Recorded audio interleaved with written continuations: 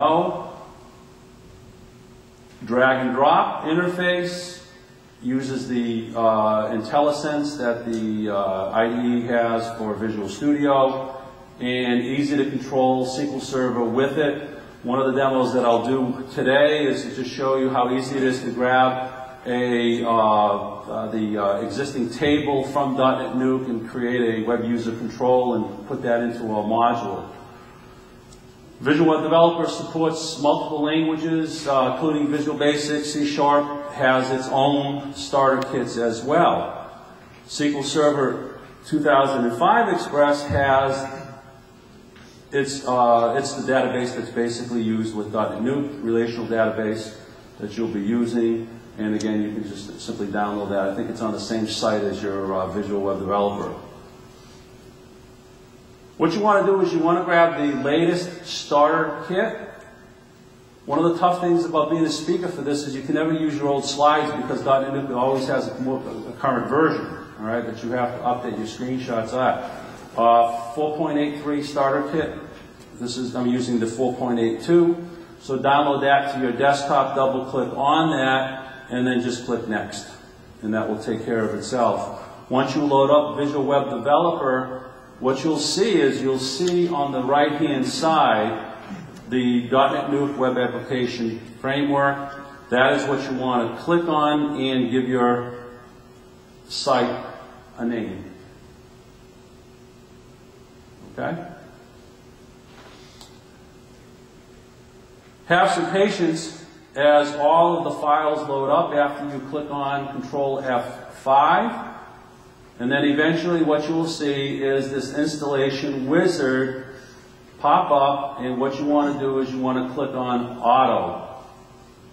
And then what's going to happen is all the files are going to get built, and then you scroll down below and you click to access your portal. Once you do that, you get your site with the default skin, and then you would log in with the host and DNN host password. Please make sure that you change that. Have you ever gone to a live site and tried to log in just for the heck of it? All right. Some sites, they don't change that. Now, the next thing that you want to do is the next time you go into Visual Web Developer, all of your files are going to look like this. Let me go to my Solutions Explorer. And then what you want to do is you want to locate the default ASPX file, right-click, and then scroll down, View in Browser. The web server you'll see pop up, let me come over here and show you. It's right down here in your tray. So I'm just double-clicking that. And you can also double-click on the root URL.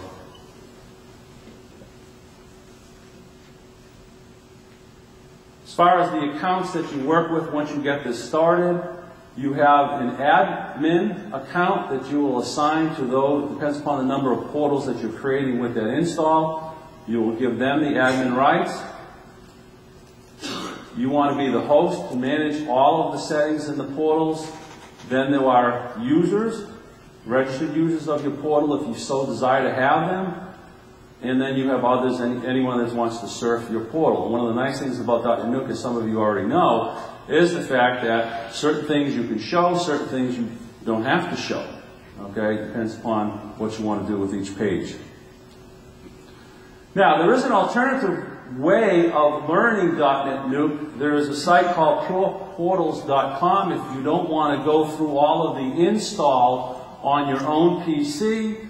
The only problem is the fact that they have the modules that they want you to use, so you're limited to the modules that come with DotNetNuke. They do have some third-party ones as well, and they're not using the current version of DotNetNuke, and you can't upload any new modules that you want to test out, and you also can't upload any skins. But it is an alternative, and I know that the DotNetNuke site allows you to be able to create a portal, but it's only for 2 days and then they kick you off. Okay, this here, at least you can keep stuff on there and be able to work with it. So pureportals.com. So after you have either Pure Portals or you have this installed on your own PC, your next step is, okay, where do I go from here? So what you want to do is you want to create pages, and you want to create child pages on your portal and see how that works. And then you want to add and delete and edit modules, and then you want to add new skins and containers, and then you want to make sure that you review the documents, which is a separate download, and we'll talk about that in a second. So what we're talking about for those people that are new is this. I believe I'm already logged in if I haven't gotten kicked out. Okay. Let me log into my CompSci-High site here. And then this is what we're talking about as far as adding pages are concerned. All right, so we can just add a new page right here, and then we'll see it in the tab.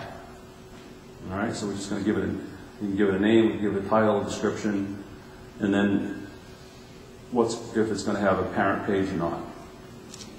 Right, and the permissions. All right. The modules, one of the things I want to talk about as far as the modules are concerned is, let's go back to the home page here. And this is not a new install because I've added a lot of stuff. On a new install,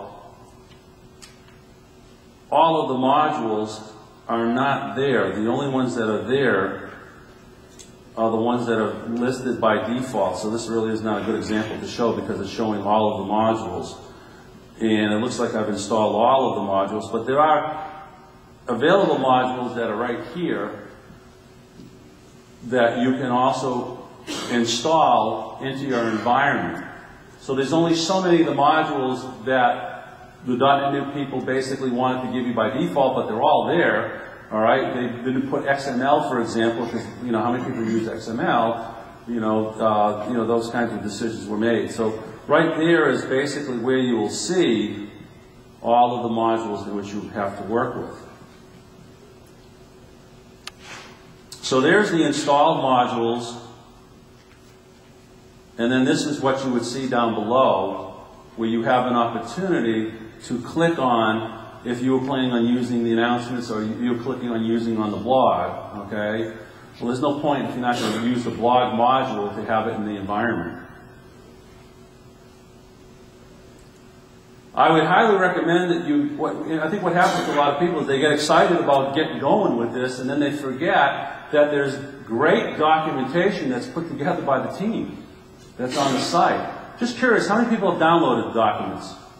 Okay, great. All right. So go back to the DotNetNuke.com site and go to the downloads section and download the docs for the version that you are working with, because what you will get is information about module development, security, DNN membership, portal template, skinning, client API. So the person I was talking to this morning about skinning, all the tokens that we were talking about, they're all listed in the documents for skinning. Okay, you just have to find the token that you're looking for. Client API, localization, web controls, DNN search engine, web farm support schedule, and wizard framework. So all of this information is there for you.